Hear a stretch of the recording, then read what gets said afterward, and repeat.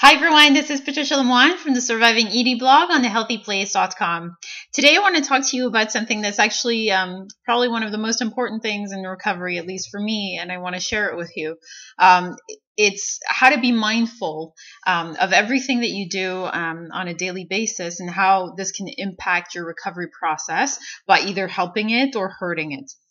And I think that very often, we don't realize the impact of what we do and what we think in our minds, what we do in terms of actions and what we think in our minds, and how it can impact, how we actually feel and how we actually go about making choices throughout the day.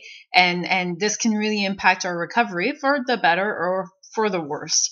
And so I want to share with you that often I wake up and I'm anxious. I'm thinking of the day ahead and I'm not really sure how it's going to go and I get nervous. And someone asked me recently, what is one of your major accomplishments in life so far?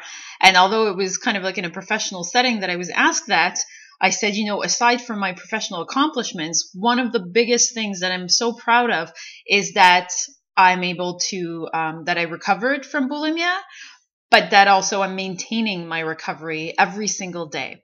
And which brought me to then explaining to the people that I was with what it actually means for me and what it means to staying recovered. Staying recovered for me basically means that every single day when I wake up, I make the choice to love myself or to hurt myself. And no relapse. I think that you guys have looked into probably my past posts about avoiding relapses, what it feels like when you're about to have one, how to reach out for support. And it's so important for you guys to know that it's been a struggle for me at times, and there's been ups and there's been downs, and but it all starts with making that decision when you get up, in the morning, or when you just later on in your day when you're having a tougher time than you thought you would, to just kind of reassess, what am I feeling right now? And it has nothing to do with my appearance, with what I look like, with my job performance, or with just something that someone said, but really try to think of internally right now, how am I receiving this situation I'm in?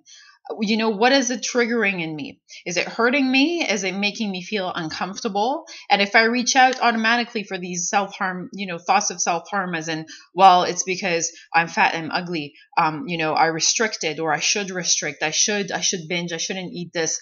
If you're automatically reaching out for these, for these thoughts, which we all do at times, and so do I. So I'm guilty of that, of course. Try to think what's behind it. How did it start? And first you might kind of feel that, well, it's tough to pay attention to my thoughts while I'm at work, while I'm talking to someone. It is at first, but it's such a world of difference eventually when you realize that you're completely in control, and that little things, something someone says, something you think on your own because you read an article, you spoke to someone, you came across something on the internet, all of that could affect your recovery. And so you have to get to a point where you feel comfortable living and going about your daily life and having all these things that come at you and that can kind of like trigger you. But then if you know what they are, and if you know what they kind of like reawake in you, you'll learn to avoid them or to just let it slide. Sometimes this is probably a good trick maybe you could try to use. Something I'll often do is I just feel whatever it is that I feel washing away. Just, it comes over me and it goes. It's like a wave.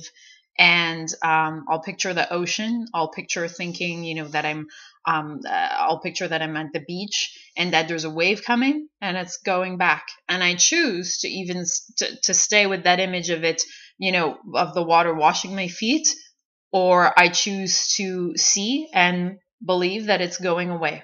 And it's the same thing, I think, with thoughts of self-harm and thoughts of, negative thoughts. And this also works with people, by the way, toxic people you don't want around you because they're hurting you. Maybe they're, it works with other people, but with you, it's just kind of like this, and it's hurting you. all of that kind of, it all comes at once, it all comes at once. And it's so important to realize that everything is connected. And so I'll leave you, thinking about that, the ocean and things washing away, and just, you don't have to hold it, just let it go. And if you have any comments or thoughts about how mindful you are in your own recovery, or if you're struggling, please leave me a message, comment, and that'll be my pleasure. And I hope you have a wonderful time ahead before we speak again. Thank you.